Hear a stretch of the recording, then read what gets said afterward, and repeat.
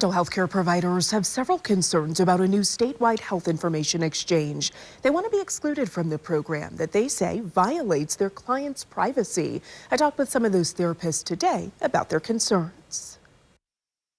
I have a lot of clients now that ask, is this going to stay confidential? Who's going to find out about this? Tiara Delonia is the clinical director of Therapeutic Life Choices. It's an outpatient mental health facility. She told me privacy is the top concern for many of her clients. These are people's personal life stories, things that they are, needing support with or they're struggling with, whether if it's addiction or severe mental health. She's worried about a statewide health information exchange run by the Oklahoma Healthcare Authority that would provide patient information to all healthcare providers. For every medical professional to have access to it, whether if it's a chiropractor or just your primary care or just a dentist or something like that, just don't see it as necessary. Delonia has several concerns. She says with the exchange, too many people will have access to private and sensitive information that they don't need to see. And she told me she's worried her clients will no longer seek the help they need. The biggest thing I can really think of is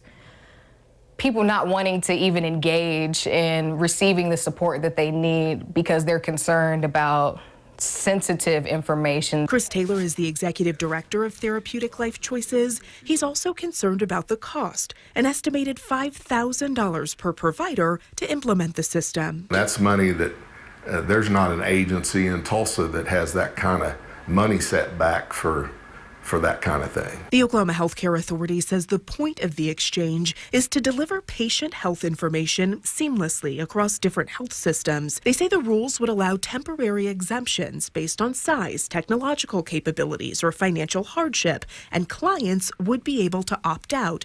But the mental health providers I talked with say they want to be left out of the exchange altogether. Even the fact that the state is finding out that specific information about a client, that's a violation in and of itself.